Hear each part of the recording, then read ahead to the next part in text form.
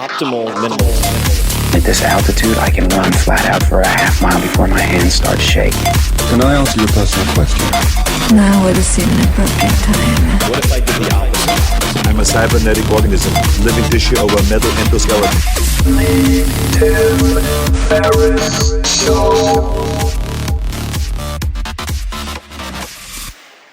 This episode is brought to you by Laird Superfood. I love this company. I love their products. I just got a huge box delivered yesterday for a re-up because I always keep it in stock.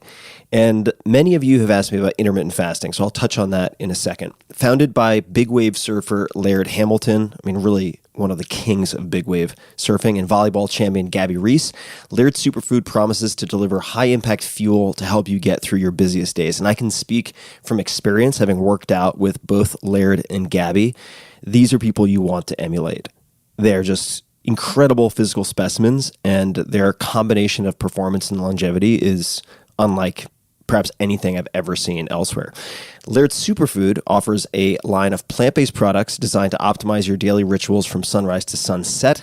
My favorite two products that I put in just about everything are their turmeric superfood creamer and the unsweetened superfood creamer. And a $10 bag of either of these will last you a really long time. So the bang for the buck is incredible. Both can really optimize your daily coffee or tea ritual. I really put them in any warm beverage that I make for myself. And that's where the intermittent fasting comes in. So if I'm going to skip meals, I really like to use some of either the unsweetened or the turmeric superfood creamer. They are packed with, among other things, a full range of MCTs, that's medium chain triglycerides, to help keep you and your brain going from AM to PM. So that's part one. They're also packed with real ingredients like organic extra virgin coconut oil, coconut milk, and aquamin, and they come in all sorts of flavors, including cacao and, as I mentioned, turmeric. You just have to stir them. You don't really need any instrument for that. You can just do it with a spoon. You could power froth if you have a little frother, or blend otherwise into your cup of coffee, for instance, for a nourishing and energizing superfood latte you can feel good about using to kickstart your day. It's also, for me, an affordable indulgence, right? Because black coffee, I love black coffee, but after having 1,000 cups of black coffee at home, I just want a change. And so to feel like I'm having a decadent cappuccino of sorts, plus brain fuel on top of that, really can make the difference in winning the morning for me. So, Laird Superfood. They understand that food is fuel, and the better fuel you have, the harder and further you can go. This is an easy and inexpensive way to really add some octane to your mornings and amplify your daily rituals. They have a diverse product line, including superfood creamers, as I mentioned, the two that are my favorite, turmeric and unsweetened, delicious hydration solutions, and much more. For a limited time, Laird Superfood is offering you guys, my listeners, 20% off of your order when you use code TIM at checkout. Check out lairdsuperfood.com. That's LAIRD. lairdsuperfood.com/Tim to see my favorite products and learn more. Again, that's lairdsuperfood.com/Tim and use code TIM for 20% off of your order. One more time, take a look.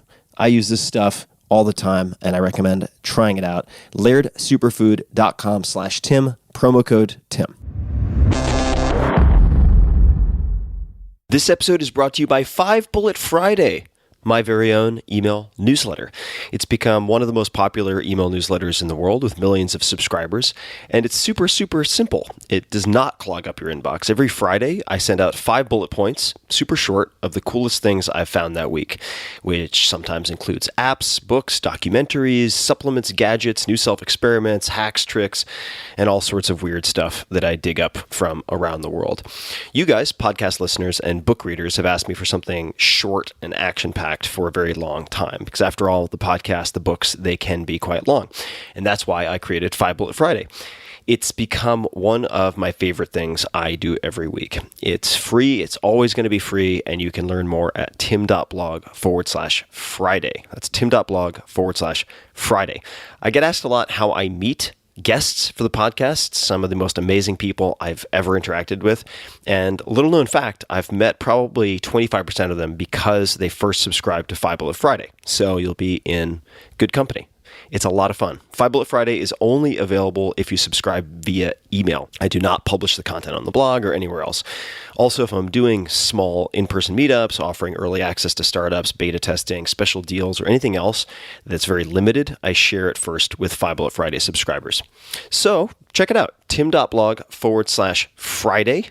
If you listen to this podcast, it's very likely that you'd dig it a lot, and you can, of course, easily subscribe anytime. So easy peasy. Again, that's tim.blog/Friday. And thanks for checking it out, if the spirit moves you.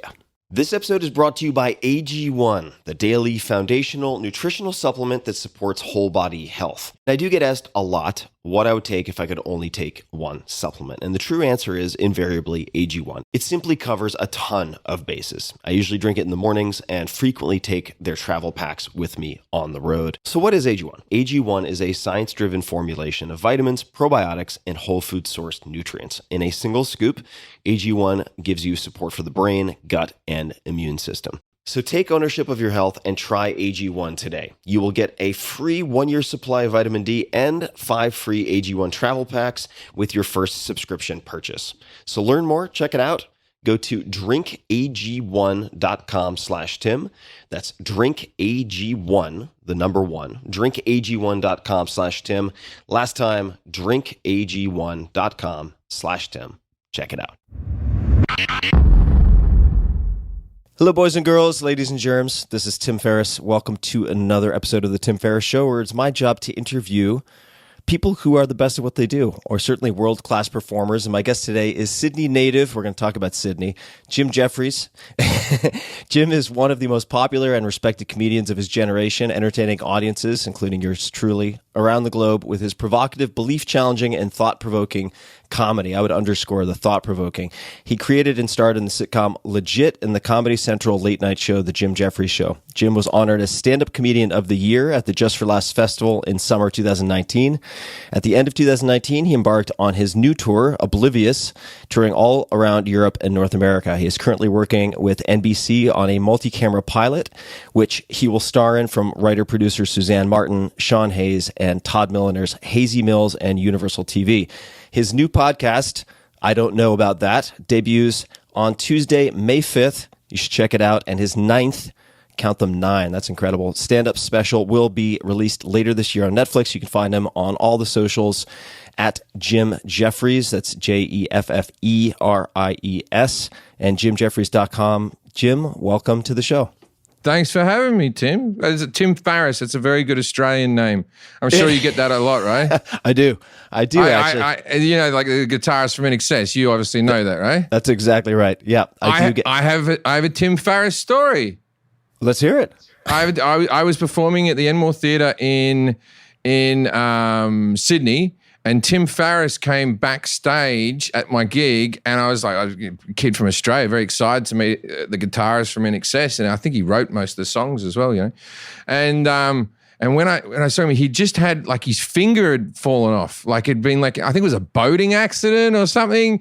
His finger had been ripped off. And I was like, wow. So he goes, yeah, that's the end of INXS. I can't really play guitar anymore because I can't, play the chords because I don't have this finger anymore. And I went, that's a shame. And so, I said to him, so it turns out your finger was more vital than Michael Hutchins because, in excess, I think had 3 new singers and they kept going. But you lose Tim Ferriss's finger and they can't play anymore. Well, that is the first separate Tim Ferriss anecdote that has ever happened in 400 plus episodes. So I'm thrilled. I've had that name pop up before, the comparison, but I've never heard an actual story. So that's he's a very nice man. It was the Farris brothers. They all went to there was my school, and then there was the school next to us, and we had a rivalry with them. And our school was like, we beat you in rugby, and they're like, we had INXS, and we were like, you win. Yeah, that's like the most famous person to come from my school, I think, is me. You know what I mean? Like we haven't got a great track record. So hello to all the people at St Ives High in Sydney. That's where I went. But we had me, I think a couple of people who got bronze in the Olympics and some relief pitcher for the Angels back in the 90s. Well, let's talk about Sydney. I have actually spent a fair amount of time there. I rented an apartment with a friend in Woolloomooloo, and Wow, that's a bit of money. It's where the Prime Minister lives. well, it was his idea. Although I will tell you the drawback, and you can probably tell me what these birds are. You have the most beautiful white birds that make the most god awful sounds. Oh, imaginable. Australian women. Yeah. Australian. Yeah. I know what you're talking about. Good looking, but the accent's fucking horrendous. Yeah. No, I've met them in me day. Oh, yeah, I'm enjoying that. Keep doing it. Oh, yeah, that feels good. Yeah, no. The worst accent for sex in the world is the Australian female. But what bird are you talking about? There's some protected bird. I want to say maybe it's a macaw. It's this white bird. It has this plume on its head, and it sounds it's a galah. That's a cockatoo. Cockatoo. Yes. Yeah, a cockatoo. Okay, I'll tell you, my father has. Okay, my father's he's like this guy that he's at one with animals for whatever reason, and he has this like a veranda. He opens up the doors, and each day these two rainbow lorikeets come and visit my father, and they fly in the window and they just sit on his shoulders. Now, cockatoos look very exotic here in America, but they're everywhere in Australia. They're not endangered at all. They're all over. My dad thinks they're a pest, right? And he goes, there's a cockatoo that bothers those two rainbow lorikeets. So my father keeps a slingshot and some rocks by the side of his chair and he shoots the cockatoos when they come over. And my American friend who co-hosts my podcast with me, Forrest, was there, and he goes, does it kill him? He goes, oh, no, it just gives him a bit of a scare. If it hit one of them in the eye. Why were you in Sydney for so long? Were you just backpacking or? I was there because one of my best friends was actually a Kiwi, was living in Sydney at the time, and he invited me to head over. And separately, the Australian edition of my first book was launching in Sydney, and They wanted me to show up for a handful of media gigs and this, that, and the other thing. And so I combined everything together and stayed for 2.5 weeks. It probably only took me 2.5 minutes to get my pale scalp annihilated by your ozone-free sun. It's intense. People don't know that there's two holes in the ozone layer, and one's over I think the north pole, I think, or it might be the south, and the other hole's over Australia. And Australia, when you watch so when you watch the weather here in America, it'll go, and the temperature's going to be this, the humidity's going to be this, and there's some winds coming in from over here. But you never get the daily UV rating. Where in Australia, they go, and it's 100% UV today. And it's like 100% is like normal thing. So it's like you don't even really think about skin cancer that much in America. Like, it happens and you have to be wary of it. And if you have a mole, you get it checked and that type of stuff. But skin cancer, if it's not number one, it's very close to the number one cancer in Australia. And so we had a slogan when I was a kid called Slip, Slop, Slap. And it was slip on a shirt, slap on sunscreen, and slap on a hat.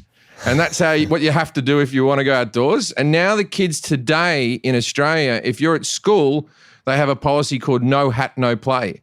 You can't go out of the classroom if you're not wearing a hat. And the hat will have like one of those things down the back. So it covers your neck as well. It's a good look. Well, if you go to Bondi, maybe not Bondi, I'm not sure where the best surfing beaches are, but if you go to some of these beaches, I was astonished because I saw all the surfers look like they were getting ready for an Antarctic expedition. I mean, they had the ear flaps, the neck flaps. They had enough zinc on their face to make them look like snowmen.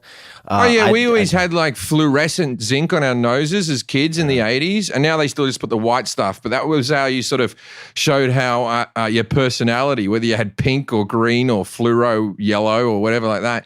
But I like to look at like Bondi Beach and just watch the British people who have never seen sun, just like, and they've been there for a week going, go on there, lay out. Enjoy yourself. They're all just getting burnt the fuck. Yeah, that's what I love watching the British get burnt in Australia. Well, I suppose Bondi, if I remember correctly, because my friend used to be a lifeguard, actually, and he was saying you could just sit at a cafe and you could watch, I suppose on one hand, the Brits just get turned into rotisserie chicken, and then you could see tourists from, he said in particular from China, just get swept out to sea because they weren't prepared for the currents. I mind you, when I was a kid, that happened to me a few times. When you swim out a bit far and then you start drifting off, and you're like, fuck, I'm gonna die. I did that thing where I waved, and then like someone has to come out in a little boat and come and get you, and you're like, sorry about that. I swam a bit far. So to this day, I don't go far out in the ocean, When did you feel confident in comedy as your direction? Actually, before we get to that, let's bookmark that question. I just want to say something before I forget. Sure. And not to get all sentimental this early on our first date, but I owe you a debt of gratitude because your comedy has helped me get through some really dark periods. And that might sound funny because your comedy itself can be dark at points. But putting that aside, I've really enjoyed your comedy over the years, and it's been not just entertaining, but really helpful to me at points. So thank you for that. Oh, no problem. That's a very sweet thing of you to say. And so to comedy and direction, when did you feel confident that was your... I wanted to be a comedian from the age of about 13, 14, and then I did it 3 times when I was 17, and one time I did it and it went really well. And it was the Comedy Store in Sydney, and you have to go down there and they put your name in a hat and they pull your name out. And I had 5 minutes, and it was just all about being in school or whatever. I can't even remember what I talked about. And then they said, "Oh, you're not 18, are you?" And I was like, "No." And they go, "You have to come back with a parent." And so I hadn't told my parents, and my parents as well, I hadn't even told them that I went into the city. Like, I wasn't allowed to go into the city. I lived out in the suburbs, and I told them I went to a mate's house or something, so I traveled into the city. And so next time my dad had to come with me, and I remember it was like bucketing down with rain, and I went out there and I got back on, and the only other people in the audience, because it was raining, were the other comedians waiting to go on. And there was the full range of people who were getting good at it, people who were never going to get good at it, and people who were their first go, and people who have been trying for years. And anyway, I got up. I couldn't have had a worse gig. I couldn't have died worse than that. And I got in the car with me dad afterwards, and me dad said, he goes, "Oh, you're a good kid and you got a lot of good qualities, but this isn't for you." And my heart sank. And then I went and did it one more time just to see, because that first time went so well. And then I did it again and I died again. And I went, all right, this isn't for me. And then I didn't go up again until I was 20. 20. I didn't do it. Yeah, I waited another 3 years. I used to think it was more than that, but I was in college and I used to run my own comedy night. And I remember I was in Perth when I started doing that. So a lot of people think I'm from Perth because of this, because I really started doing comedy in Perth. But the way that a lot of people get stage time is what you do is you find a venue, you put your own shows on, you book your own comedians, and that way you can MC and you can get better by, because I couldn't get gigs, so I thought I'd run my own gig. And there was this area in Perth called Claremont, and Claremont had a serial killer at the time. Had the Claremont killer, right? So what happened? I don't think they ever caught him. I don't know, but maybe they did catch him. I don't know. But when I was there, the guy called the Claremont killer, and what happened was with the Claremont killer, all the bars that were normally, this was a big party area of Perth, no one was going out because all the girls who got killed, the last thing that happened for them, they left the nightclub and got into a taxi or went looking for a taxi, and then they were never seen again. So that nightlife there just died. So there was all these like bars that were just empty. And so I went into one like, "Oh, can I have a gig?" Like that. And they were just happy to have anyone in the building. And I used to get like 15 people, me mates, to come along to these shows. And it was like a really popular bar, but on a Friday night, I could have a gig there because of the killer. So, silver lining to what happened there. And if we go back to 17, you tried it 3 times. Maybe this isn't for me. What in your head was plan B or the alternative?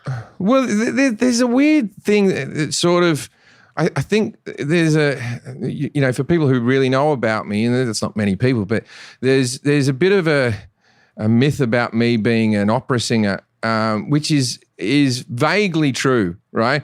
What happened was when I was 17, I was in a school musical, and then I was doing all right. And then someone said, oh, you should get some singing lessons and blah, blah, blah. And so I got some singing lessons with this guy called Richard Gill, who has since passed. And he was one of the main conductors for the Sydney Opera. And he got me a part in the chorus of Wagner's The Flying Dutchman, and I had to sing in German. I was like 17, and I just sang. I just bought a CD of this opera, and I just mimicked it, And I wasn't that great a singer, but after that, I got into WAPO, which is the West Australian Academy of Performing Arts, and I studied musical theatre, and then I studied opera in the next year. And so I was a professional opera singer for a few weeks of my life, but it was never a full-blown thing. But I did this course. It was the same course that Hugh Jackman did, and it was it was a full scholarship ride. And I remember because I didn't have the marks in school to get into anything academic in university, and I don't believe I had the marks to actually get into this course, but they never checked for my high school certificate. And I just went in and did a dance and singing audition and stuff. And I always still wanted to be a comic, but because I thought the comedy wouldn't work out, I still wanted to be an entertainer and a performer. So I thought, this is another thing I can do. And it was also, I think for my mother at that stage, that was something that she was far happier to brag about, that I was studying music in a prestigious college or something like that. But on maybe my second year into the course, there was a comedian called Gary who was like this guy who'd been on Australian TV. I still know Gary to this day. He's a very nice man. And he'd come over to do a gig in Perth, and I was his opening act, and we had a few drinks afterwards. We got along. I think he liked me more as a person than he liked me as a comic. But he said, do you want to come and do these mining town gigs? And I thought, that's too good an opportunity. So I quit university and I went out to like places like Kalgoorlie and these little gold mining towns, and I performed in these bars just to like Australian cowboys, pretty much, like guys in cowboy hats that live out in the land and they work in the mines and all that type of stuff. These towns had so many men working out there and so few women that in the bars in these towns, the bartender would be a female and they'd ship them in, and they'd call them skimpies, and a skimpy, and she would just be topless. Now, this wasn't a strip bar. This was just a normal bar. All the bars have topless bartenders in all these little country towns, and the reason for that is if you take away the topless girl behind the bar, it's a gay bar. It's just men. So they had to go, no, we're not gay, because they all dress like cowboys, just on this thing. No, we're not gay. There's a pair of tits over there, so we're all right, And so I did these gigs, and I thought, and I hadn't told my parents that I'd quit university. I thought I'll just keep doing this until I can be a full-time comic. And then I think it's basically the storyline of the movie Punchline, that Tom Hanks character who said, oh, no, I'm going to be a doctor. And then he said he'd tell his parents once he's a professional comic. But then I just quit uni. I went back to Sydney to my parents and said, I'm going to give stand-up comedy a go. And then I think I moved to England.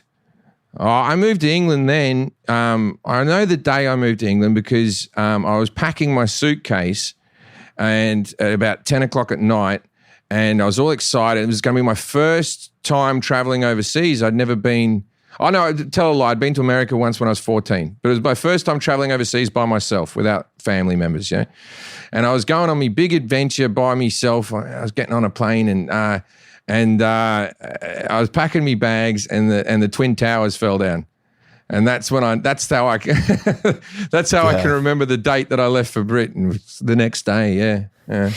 Now, you leaving to Britain, I had read, trying to do homework for this conversation, that Sure. You'd commented somewhere that there were lots of funny comics in Australia. Some people funnier than you, but you had more ambition than some of them, and you ended up going to the UK. You ended up then going to the US. Is that a misquote? I mean, you can't believe everything you read on the internet. I think that's true, but it maybe more ambition is the wrong way to say it. I think I was in a place in my life where I was young enough and had less connections that I could get up and do that, you know?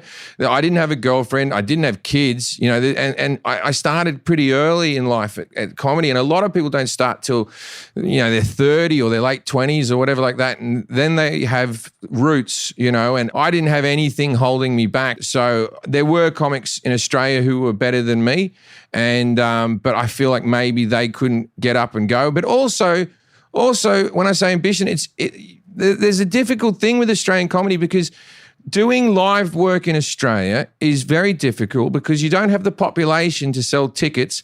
People watch comedy in Australia, but they only go out and see the big acts when they come to town. So the comedy clubs, for the most part, are empty. And Melbourne has one comedy club. Sydney, I think, has two. Perth has one. This isn't enough to sustain an industry, you know, a ground roots industry anyway. And so everybody's sort of like, when you've made in Australia, you're the breakfast radio guy. If you can get that job, and that job in Australia pays really, really well. And so everyone's trying to get those jobs. So I think a lot of people who were good comics maybe had, because no one was really full-time, maybe had a good day job. I didn't have a good day job. I was selling mobile phones during the day when I was a comic in Australia. So I fucking wasn't worried about leaving that at all. I was one of the worst employees a company had ever had. And I worked for a place called Strathfield Car Radios. And I was just, if there was a way to get out of working, I had found it. There was stairwells that I hid under, and I did things that seemed like to get out of work that were more work than actually doing work, you know. If I had to sell car stereos and mobile phones, and it was, you know, I still to this day, if I was to sell a car stereo, I don't know how much amplifiers you need to run a subwoofer, and I sold them for years. And I have no idea. Well, I was at college, I worked for this guy, and I used to just point at things and guess and go, that, look at the size of it and go, that'd do it, you know. I couldn't. One time I totaled a guy's white van, like just totaled it, just in a stereo fitting, which is what happened was this white van driver, a guy that, you know, works, a plumber or whatever the fuck he was, you know, and he came in, and he goes, I want some speakers and a CD player. And I was like, all right. And I knew which were the good CD players. I got him like a Sony CD player. And I said, this has enough amps in it that you can run some 6x9 speakers. And I go, you just put them in the back here. That's a good size speaker, a 6x9, and that'll be good. And then he goes, I can only get it today. And all the fitters were full. And so I said, I went down. There was a 16-year-old apprentice working down there, and I said, mate, this is an easy job. Just put the stereo in there, and then I don't know how to fucking do it. I said, and you run the wires along this door panel down here, and then just whack those speakers in the side there, just into the side wall, and that'll work, right? Now, you're meant to take the panels off, cut the holes in, put the speakers in, put the panels back on. But this young fella just got the saw out, and he just started cutting, and it got a bit stiff. Anyway, he cut out one of the support beams that support the roof of the car, and the roof of the car just slanted down, you know, about 45 degrees, just sunk into the thing. And this guy came back to get his car, and I go, well, the good news is the stereo sounds great. And then just I was never felt more terrified in my life than having to walk this bloke down just to show him that we demolished his car in about an hour and a half. So what happened? The company had insurance for such occasions. I'm sure I'm sure we just bought him a new van. There was no way to fix it. You can't put a new support. It's not a panel beating job. We basically cut the roof off his car, you know. So I assume he got a new van out of it. So he probably did pretty good, you know. There was a couple of things like that. I saw a bloke get knocked out changing over. I saw a guy. They the new BMWs, and the European cars had different coloured wires and stuff like that. And he was trying to test the fucking the land and the positive and the negative and the earth and all that type of stuff. And he's got his test out, and he's laying in the front seat of the car, and he touched the wrong wire, and it was the wire for the airbag, and the airbag exploded into his head, and he was knocked out, and there was just fucking white dust in a bag. Yeah. Anyway, look, I'm not saying anything that's too bad. That company's gone bust now. They don't exist anymore, so they can't get angry at me for saying anything. Probably because of fucking me. How did you make the decision to go to the UK? Why the UK as opposed to somewhere else? Is that a usual kind of lily pad for a lot of promising talent from Australia? Well, the UK has more comedy clubs per capita than anywhere in the world, far beating America. And also, it's just a great place to do comedy because it's so compact. And, you know, I remember before I moved here to America, I used to bitch and moan about, I got to drive to Manchester, 200-mile drive. You know what I mean? And I used to better get a hotel room and stay the night and all that type of stuff. In America, I'm on planes and flying and driving. You know, there's an old saying that that Americans think 100 years is old and British people think 100 miles is far, right? And I think that sort of sums it up, right? But also, if you're under 27 and you're from the Commonwealth, and the people from Canada can do this as well, you can get, and I think it's 1 year now, but back then you can get a 2-year work visa where you're allowed to go out and work. Now, you're only meant to do menial jobs. You're meant to be bartenders and whatever. You're not allowed to further your career, you know. So if you walk into any bar in London, it's filled with Australian and New Zealand bartenders, you know.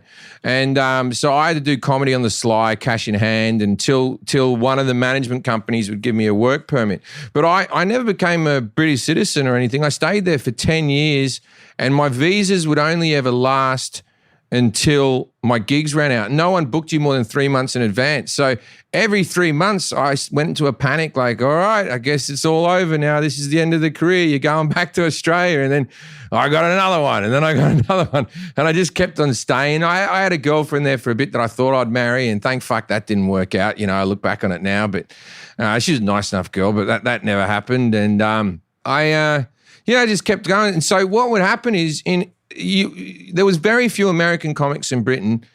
I feel like it's different now. I feel like the world of comedy is a lot more close. It was much more segregated where everyone was, you know.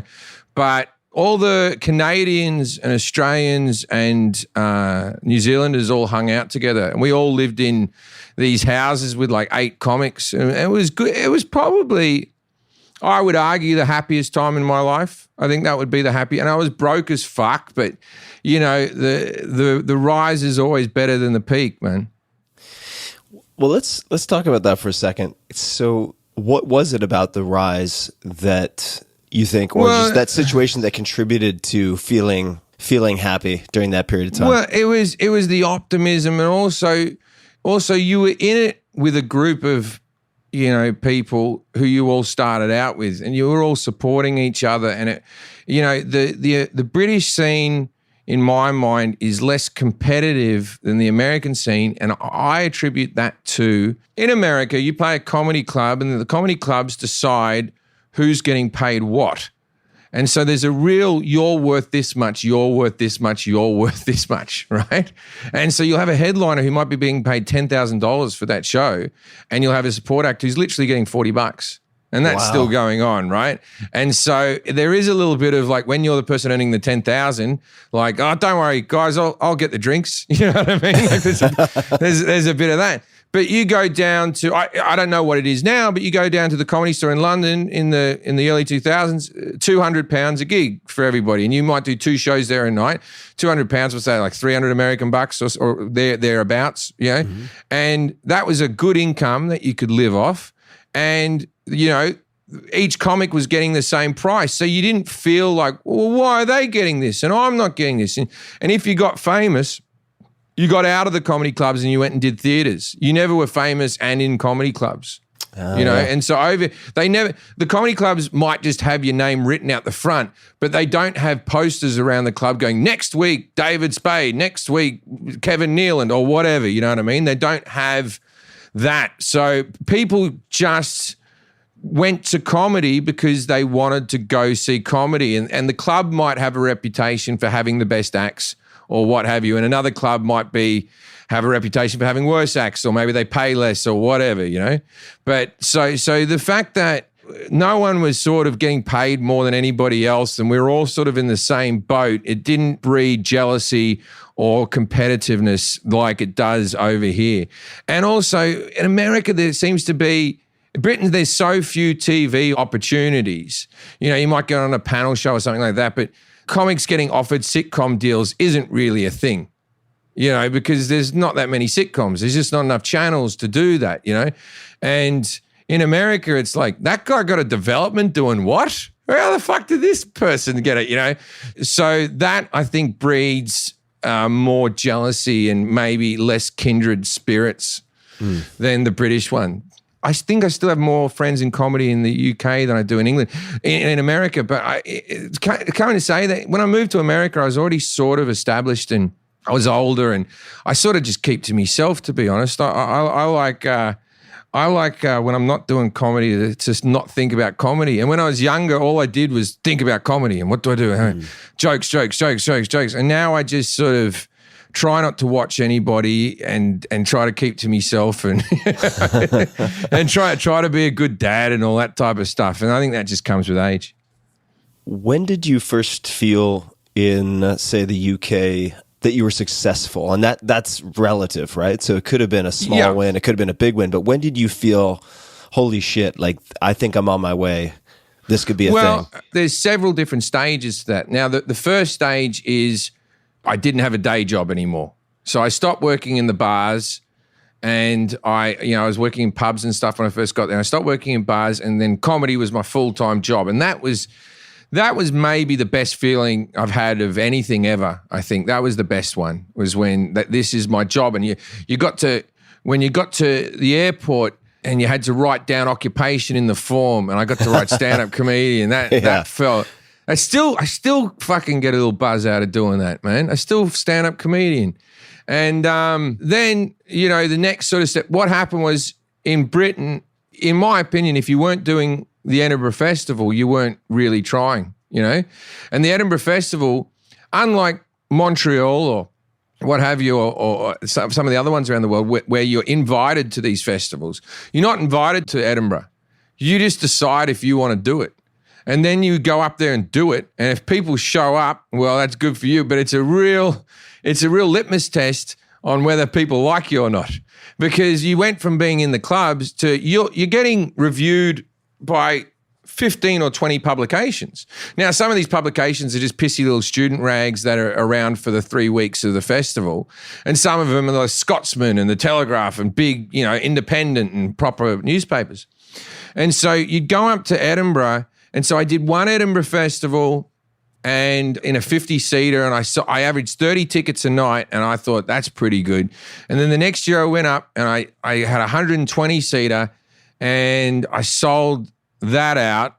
And then afterwards, so then my management put me into little community centres around the UK to just do solo shows, and little 200-seat community theatres in these small little villages, little towns and villages in between the towns, What happened was, so I was about to my first tour, and then, 2006, and I got punched in the head, and this is before things went viral, or this is before really YouTube was what YouTube was. And then this thing was on everywhere, me getting punched in the head. You mentioned Manchester earlier. It was a Manchester comedy store, right? It was a Manchester comedy store. And so this little tour I was meant to be doing sold out.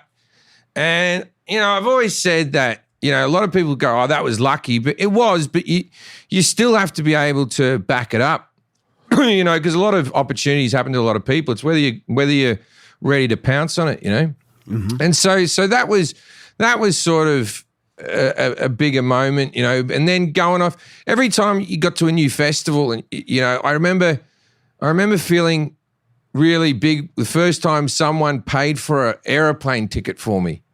I thought, that's something. Yeah. I'm traveling, and I went and did some gigs in Asia, and then I went to Montreal, and I was like, and it was just sitting in economy, but I remember thinking, fuck, and I'm seeing the world for free. And that seemed like a big deal to me because when growing up, my parents saw the world, and they, for 2 years they traveled, and I was always sort of envious of that and thought, I'll never be able to do that. I'll never, and then when I got to do it and stay in nice hotels and that type of stuff, that felt like a real achievement, And then everything since then hasn't really felt like anything, to be honest. Nothing, American success or anything's just sort of felt like, now I'm of the opinion that it'll all go away one day. It'll all end, or it won't be what it is now, and you got to be happy without it. If you're not happy with it, you won't be happy without it. So that's why I'm saying the rise was better than the thing. Now it's like, oh, all right, when's this going to end? And then when you're younger, you're like, the sky's the limit. And now it's like, I don't need to go up any higher. I've seen enough. I've seen enough of the sky. What keeps you going these days, right? I would agree that the sort of chasing the summit is in a lot of ways more fun than getting up there and being like, Jesus Christ, okay, now what? Well, now it's less about success and more about making good work, Doing like it's also things now. It's like, so I'm doing a multicam sitcom now. If you asked me even a year ago if I'd ever do a multicam sitcom, I'd think no one would ever put me in a multicam sitcom. And then when I got asked it, some of the fan base were calling me a sellout and all that type of stuff because I'm doing a multicam. And it's like, you know what? Fuck you, man. It's like I watched Seinfeld, I watched Friends, I watched Cheers, I watch all these things. I love those shows. There's a rumor about these shows that, but they have a laugh track. They don't have a laugh track. It's a fucking studio audience. People are actually laughing. That's real laughter, but it seemed to be a bit cheap or something. But, I think now is challenging myself is what you want to do, So I'm not a good actor. Sometimes I get better at it the more I do it, you know what I mean? I'd like to get good at acting. I think that would be a thing that would be, I would never have the audacity to call myself an actor. I say stand-up comedian / actor, and I always think I should take that bit off, the actor bit. That's not a real thing. But because I know real actors. I've got some friends who are proper actors, and they're a complete class difference from what I can do. Every job, like in legit, I played myself. I'm going to play myself in this sitcom. It's like I'm not really an actor as such as someone who just reads the lines as myself. Well, let's talk about, you mentioned getting better at acting. Let's talk about comedy for a second and flash back to Edinburgh. So for people who want a picture, Edinburgh is this extremely picturesque town. It's a beautiful city. It's beautiful. City. You've got the coffee shops where J.K. Rowling wrote the Sorcerer's Apprentice. I didn't know that. Is she from Edinburgh? There you go. She wrote a number of the books there. I think at the Elephant Room, and then like beautiful fudge, kind of looks like Hogwarts. You can see all these buildings. Yeah. What happens, just since I don't know anything about the festival, if it's not invite only, what happens if too many comics show up? Or is it just so intimidating that doesn't happen? And do you just kind of walk into town like with a stick and a satchel over your shoulder? There's just unlimited rooms. There's just unlimited. They go to the university. They use every single classroom. They'll find they'll find a closet and go, this is a 4-seat room. Half of these rooms are complete and utter fire hazards. They shouldn't be allowed. And it's in the middle of summer and people are sweltering. There's people fainting in your audience and stuff like that. And then there's the biggest room's 1,000 seats, which is McEwen Hall. But then they do things like, they put tents up. So there's a lot of park areas, and they just whack tents up everywhere, and people perform in these tents. And what happens is these venues will start operating at 9 a.m, and they'll be running at 4 a.m, right? Wow. And each hour is someone's act. And so when, like, my first show, I got like a 11 o'clock p.m. spot, which isn't a great spot. You want that sort of 6 to 9 sort of area. And then, like, as you get more popular, they go, oh, you've got the 8 o'clock spot. And you're like, ooh, the 8 o'clock spot. You know what I mean? So that, like, I heard something, 2,000 shows are up at the festival. That's and incredible. it's not just stand-up comedy. Stand-up comedy, for whatever reason, is the bit that people it's known for, but it's an arts festival. So there's a lot of cool things. Like during the day, there's a lot of shows that you can see that you can take your kids to, some puppetry or some type of clowning type thing, or a lot of stand-up comics who are more family friendly, they might do their adult show at night and they'll do a kid show during the day, which is a cool thing. And I never could. I was always hungover and sleep until 5 p.m. and then I'd crawl out and do my show. I used to gain like 20 pounds at that festival, and then work it all. Just beer weight, just horrible fat, Anyway, but it's for me, it's a magical place. It more than any other festival because it was just everybody up there was creative and it was people that wanted to do their things and comics were experimenting that they couldn't do in comedy clubs. There was things that I was doing that I did a story that was 40 minutes long, 40 minutes long about taking my friend with muscular dystrophy to a brothel. And the thing about that is I'd never done a set in a comedy club that was more than 20 minutes. So I couldn't have done that routine if not for the Edinburgh Festival, even if I wanted to, but the thing is, I think the average loss is £5,000.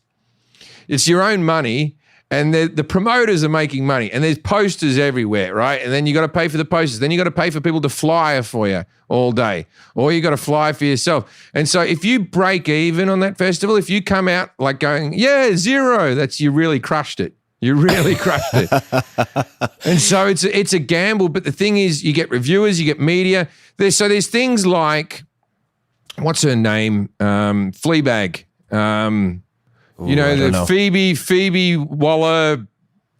Phoebe Waller. She just wrote the last James Bond movie.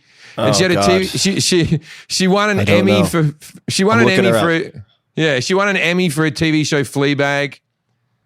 Okay, got it. I'll try to find her. We'll put it in the show notes.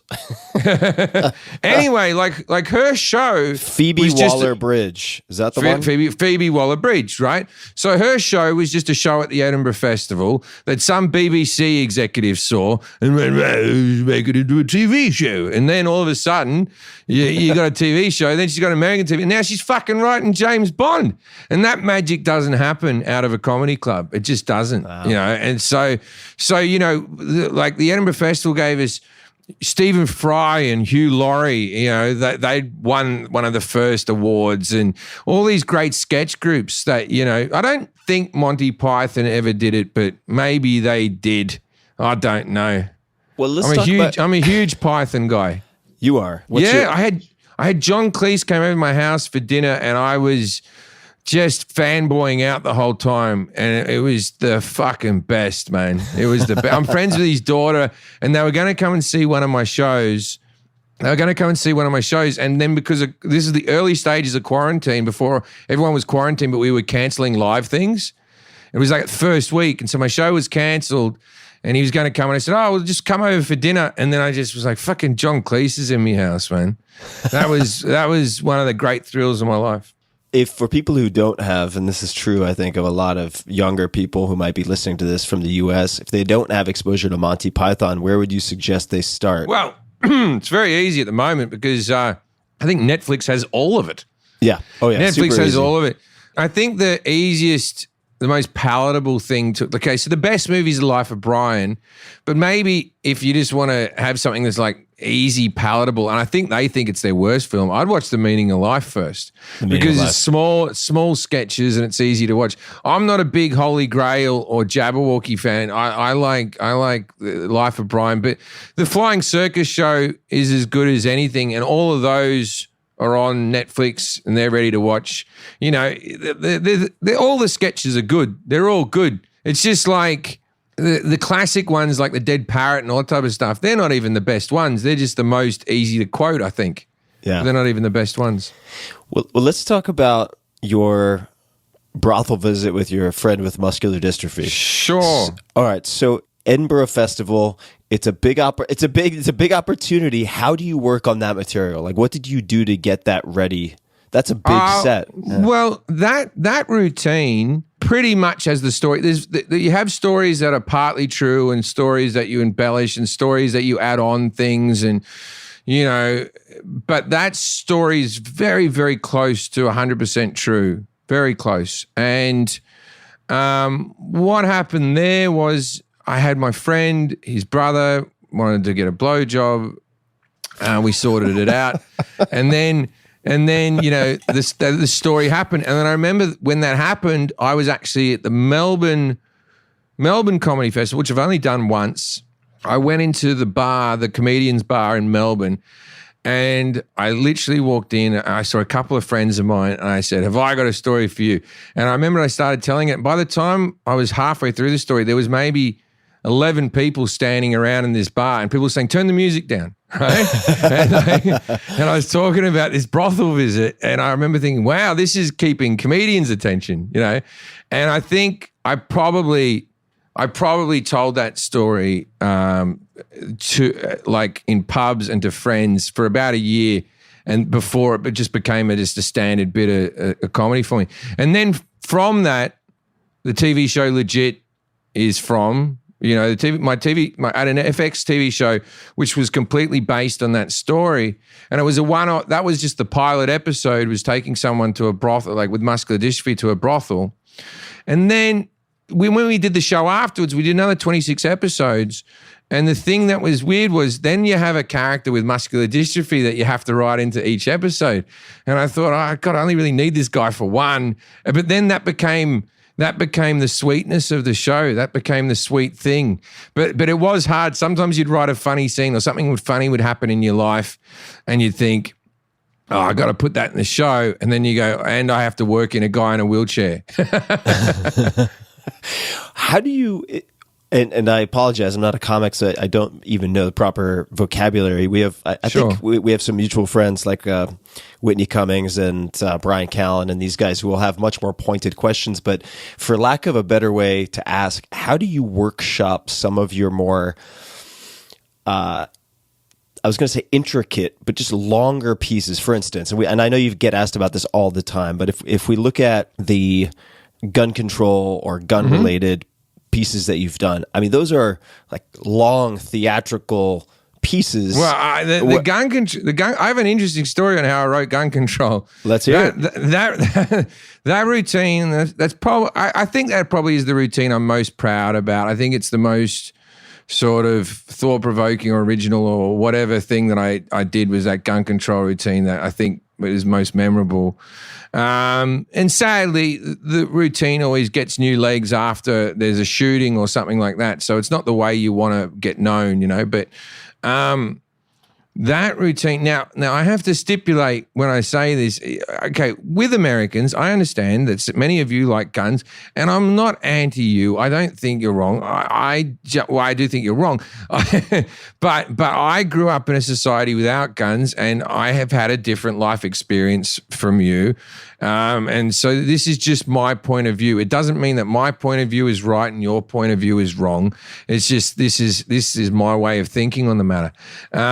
So I have a guy, and I'm happy to call this man a friend, who does not agree with me in any way. And this guy's more Republican than I'm. I'm more moderate. I think people think I'm a big lefty, but I'm a bit more moderate than I think people would realize. And it's John Ratzenberg from Cheers. No kidding. Cliff Clavin from Cheers. And Cliff Clavin was on my TV show Legit, and I was with him when Sandy Hook happened, and we were on set, and he said to me, Jimmy, if only these teachers had guns, we wouldn't have these problems. And I went, you're fucking kidding. You want teachers to have guns? And we argued and debated for a few days on this matter. You know, it was never mean or nasty or anything like that. It was just, you know, I couldn't believe that Americans thought this way about guns. Before that, I always knew you liked guns. But when I heard these arguments, and I was saying to other people, I think this guy at work, you wouldn't believe what he said. It's fucking crazy. And then I started finding out that other people who were friends of mine agreed with him as well. And then and I thought, oh man, maybe I'm not in the minority, but this is a very common belief they all have. And so then you start thinking maybe I'm wrong or maybe I'm whatever. And so I just wanted to give not a scientific or a statistic-based argument on the guns. I just wanted to give my point of view and just looking at it rationally type of argument, you know? So that routine was written through arguments with other people. It was just conversations with other people. It wasn't written by me going, oh, and I wonder what the statistic is on this, and I wonder what that is, and reading and researching. It was me just arguing with friends until I got all my arguments down, and I was like, all right, this is what I'm coming in with, this is what I'm coming in with. And very often, stand-up comedy is just you having a one-sided argument and no one being able to respond, which is a wonderful thing. They all respond in the end. They all write something at the end on the internet and try to get you, or they come up to you. But and in that moment on stage, your argument is gospel and no one can say any different. Doesn't mean it's right. Doesn't mean it's right. And as you're having these arguments, are you refining all of this in your head, just catching it in a net, or do you have a little black book you pull out of your pocket when something comes up? How do you capture it? I don't write jokes down, and I really should, because I lose track of punchlines and stuff like that, and other lines can seep in. You can get. I should write things down, but I never fucking write things down. I do most of me writing on stage. You have a kernel of a thought, and you wait till you're doing a gig where you're really cooking, and the audience really likes you, and you think, I can get away with anything right now. And then you do your bit, and if it doesn't work, you go straight back into a bit that's you know really well. It's very solid. And so that's how I do it on stage. And a lot of people in LA, they'll invite you to do a gig, and they'll say, hey, come down to my room and try out. It's a good place to try out new stuff. And it's like, are you fucking out of your mind? I'm going to come down, do 10 minutes and try out new stuff in LA where someone important might be. I wedged the joke in Kansas in my 2-hour show in the middle of, you know, when you're doing 2 hours on stage, I try to work in 2 new minutes each time, 3 new minutes. And then that 3 minutes becomes 5 minutes. And then at the end of a year, you've got a new show. That's why I always find it weird that you expected to have a new tour written when really these tours are, if you see me a year and a half apart, it'll be a new show. But if you see me, even if it's a different tour and it's a month apart, it's not going to be that much different because everything's just evolving and moving and turning. And then the specials come out, and once the special comes out, you never say those jokes again. And when you try out those new 2 or 3 minutes, if it really works or it partially works, do you just make a mental note? Do you go back and watch the video or listen to tape? Yeah, I don't tape them either. I'm normally so focused on those 2-3 minutes that I know that, you know, I know what I'm going to do. But the 2 or 3 minutes, sometimes that works better than the stuff that's killer, even though it's not as good a joke, because for whatever reason, the audience can see that you're excited by that joke, and they can see the sparkle behind your eye, and there's that little bit of magic that happens because you're so excited, and you can't fake that, and you can't act excited about a joke you've told 100 times. You can't. You can perform it well. You can perform it really well. You can put everything into it and make it great, but you can never have that magic where you're grinning through it because you're like, this is so good. You know what I mean? And so because doing a new bit of stand-up, that's the most enjoyable bit of the whole show for the performer, or at least it is for me. Life of Brian. So let's come back to that, if you don't mind. What is it about Life of Brian that makes it so good in your mind? Well, it's the perfect movie. The thing about it is there's plenty of quotable sort of sketches in there and stuff like that. It's mocking religion, which I love, but it's also not mocking religion in a direct way. It's like the Christians can get upset and go, this is sacrilege and that type of stuff. No, they don't tease Jesus at all.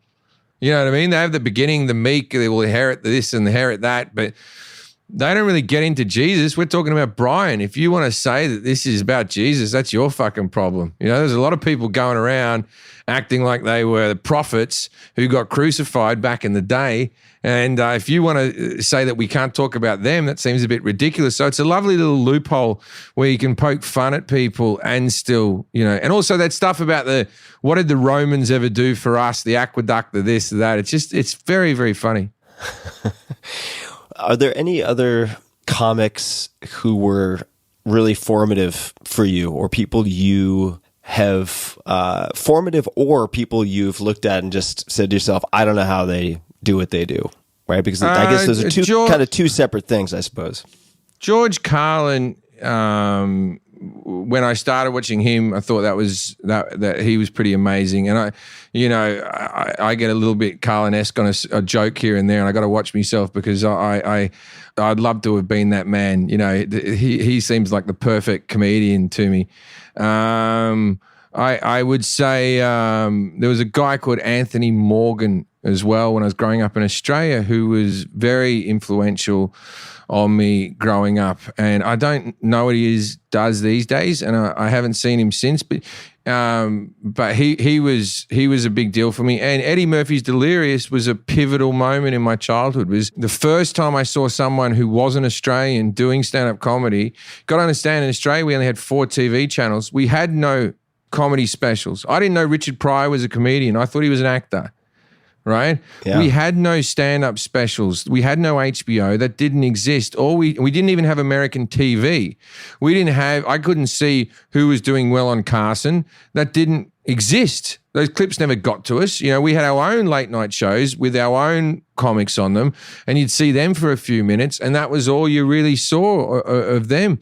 And then Delirious was the first cinematic release stand-up special. So it was in the video store. And I remember watching it, and I couldn't get over that this guy was doing stand-up comedy for an hour. That blew my mind. I thought that stand-up comedy was only in a medium of 5 minutes. That's what everyone did. And then you couldn't watch someone afterwards. And I remember, like, I wasn't good looking. I wasn't good at sports. I wasn't anything, you know, that was deemed to be cool. You know, I couldn't play on a guitar. I couldn't, you know, and just to see someone who was doing something that I believed I had the innate talent to be able to do, and he was cool. You know what I mean? I'd never seen, because comedy before Eddie Murphy for me, we're goofy people. And I still to this day don't particularly care if my mother always used to go, those kids at school are laughing at you, not with you. And I just didn't care as long as I was getting the laughs, because I still knew I was doing it to get laughs. It didn't matter to me where they came from. And so just to see someone who was cool, and he was, you know, like, let's be honest, I wear a fucking leather jacket on all my specials because fucking Eddie Murphy wore those leather jumpsuits. There's one of my specials, I wear it without a T-shirt. I just wanted to just once have a leather, and I've never done that in my personal life or anything. Just before I walked out on stage, I went, fuck it, I'm taking the T-shirt off. I'm going to be like Eddie Murphy and just wear a leather jacket on bare skin. That jacket stinks to this day. Do you think you'll still be in LA, or is LA home base for you in 10 years time? LA's home, and I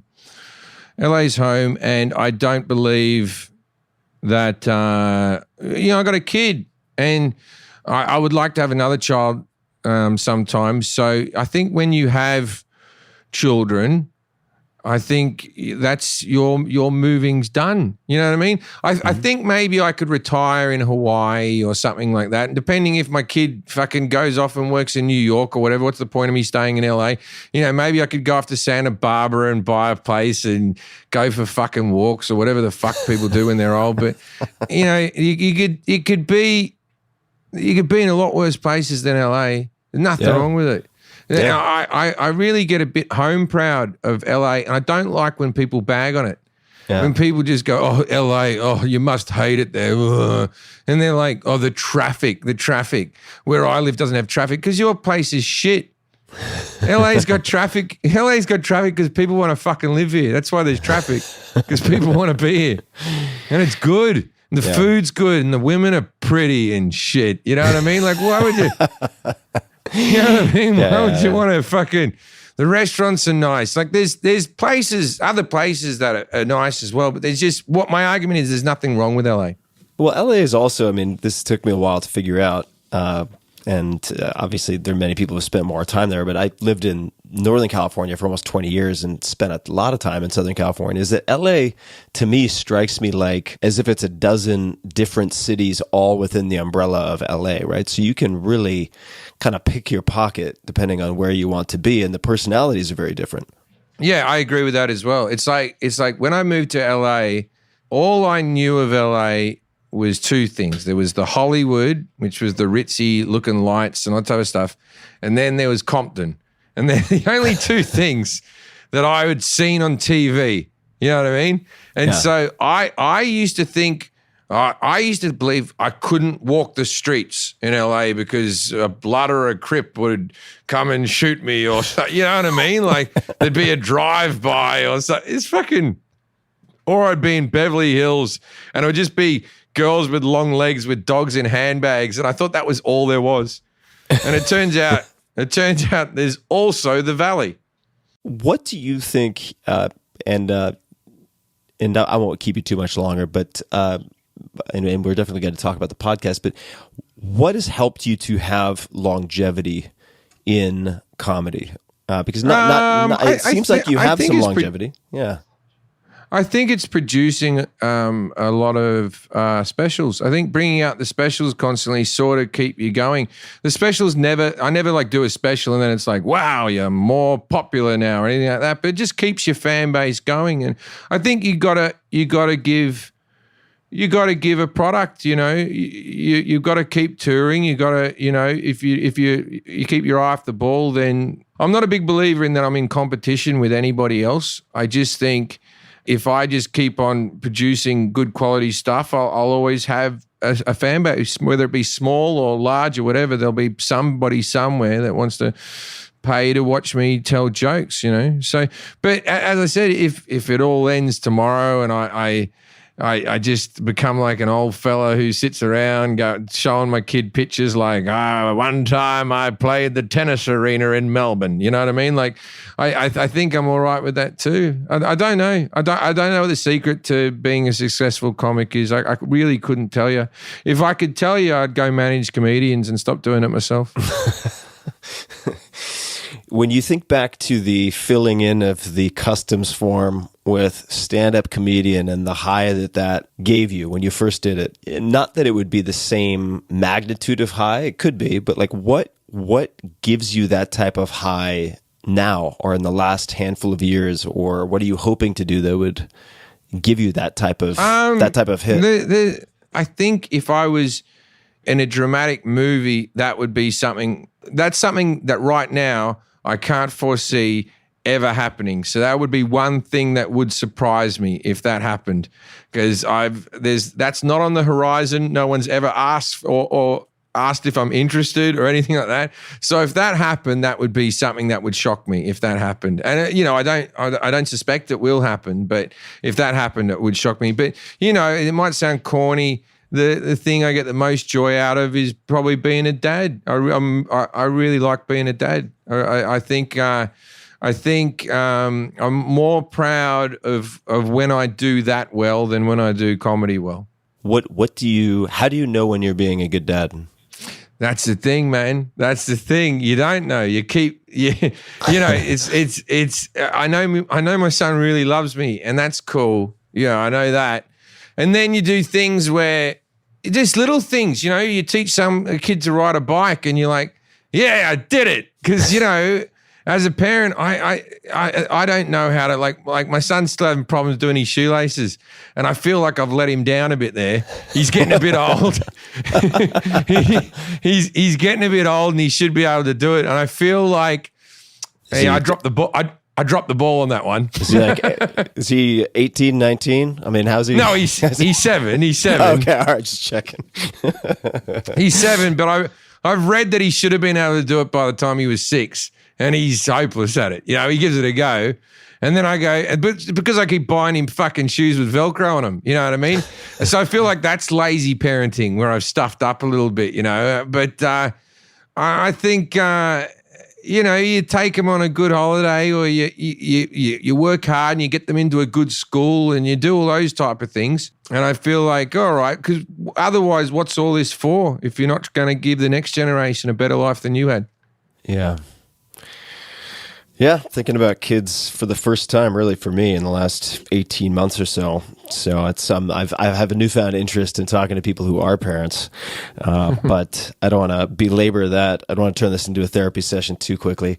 So let's talk about the new podcast. I don't know about that. Why this show? Why? Well, I think, and no offense to you, I think there's enough shows where people are interviewing people. You know what I mean? I agree with that. yeah. And so, and you know, you talk about what there definitely is. There's far too many comedians interviewing comedians. Like it seems like a very weird thing now that we all go on each other's podcasts and we talk about how we get started and how to write a joke and all that type of stuff.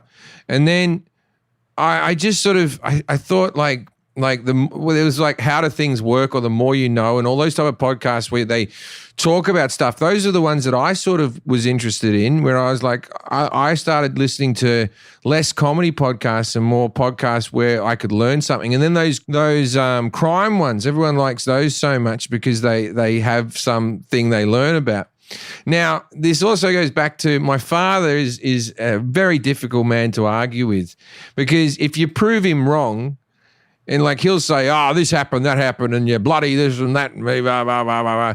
And then you go, well, Dad, that's not actually true, you know, like because in 1948, the government did blah, blah, blah, blah, blah. You say that, and you give him facts, and then my father just goes, well, I don't know about that.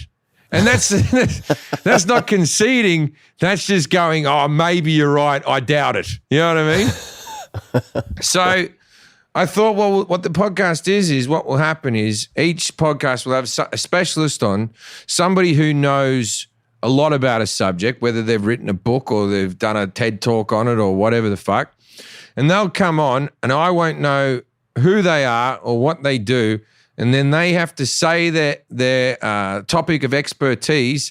And then I will say everything that I think I know about that thing, right? Because you remember before the internet, when you had a guy in a bar who you used to think was the smartest person ever. And then the internet came out and you could just Google things and it turned out he was completely full of shit, right? Right. I'm going to be that guy, right?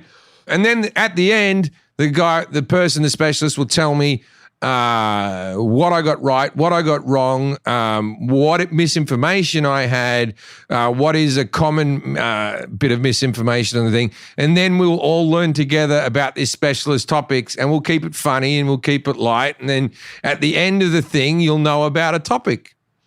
I love it. What are some of the topics on the slate? I don't know. I don't know until they happen. That's right. So what have you recorded so far, if you can give people a sort of a preview, or maybe you don't want to? We can go either way. I think I can. Can we name a couple, Alex? Or, yeah, we did the war on drugs and we've done earthquakes. We've done like 4 or 5 of these, but that's a couple. We did earthquakes and the war on drugs. So, well, I think I'm just and now I know shitloads about earthquakes and the war on drugs. I know a lot of stuff now. But before I didn't know much. Well, I love the format. I mean, I do agree with you. I think there's a overabundance of interview style formats, and who knows, I may end up looking at the photos, reminiscing on the old days, and I'd be okay with that too at some point. You're one of the bigger ones, Tim. I think you'll be just fine. Yeah, I think it'll be fine, but you know, there might be a time to take old Yeller behind the shed and put him to rest. Well, I love your comedy. I think you're a smart guy. It's very, very thought provoking, as I mentioned at the very beginning. The new podcast is I Don't Know About That, which is debuting Tuesday, May 5th. And I'm sure people can find more about it on JimJefferies.com. You can be found on Twitter, Instagram, at Jim Jefferies. Is there anything else you'd like to share, or anywhere else that people can? No, man. find No. more? Just subscribe to the new podcast. All my gigs are cancelled because I have no shows to promote. But hopefully, after this quarantine's all over, I'll be coming to a city near you. Thanks for having me, Tim. Oh, my pleasure. And I will, for everybody listening, link to, I don't know about that, link to some of the episodes we mentioned, the Manchester head punching incident, a couple of the clips and bits, as well as the TV shows, everything in the show notes as usual at tim.blog/podcast. And Jim, thank you so much for the time. I really appreciate it. I appreciate it, mate. Thank you. Bye-bye. And to everybody listening, till next time, thanks for tuning in. Hey guys, this is Tim again. Just a few more things before you take off. Number one, this is 5 Bullet Friday. Do you want to get a short email from me? Would you enjoy getting a short email from me every Friday that provides a little morsel of fun before the weekend? And 5 Bullet Friday is a very short email where I share the coolest things I've found or that I've been pondering over the week. That could include favorite new albums that I've discovered. It could include gizmos and gadgets and all sorts of weird shit that I've somehow dug up in the world of the esoteric as I do. It could include favorite articles that I've read and that I've shared with my close friends, for instance. And it's very short. It's just a little tiny bite of goodness before you head off for the weekend. So if you want to receive that, check it out. Just go to 4hourworkweek.com. That's 4hourworkweek.com, all spelled out, and just drop in your email and you will get the very next one. And if you sign up, I hope you enjoy it. This episode is brought to you by Laird Superfood. I love this company. I love their products. I just got a huge box delivered yesterday for a re-up because I always keep it in stock.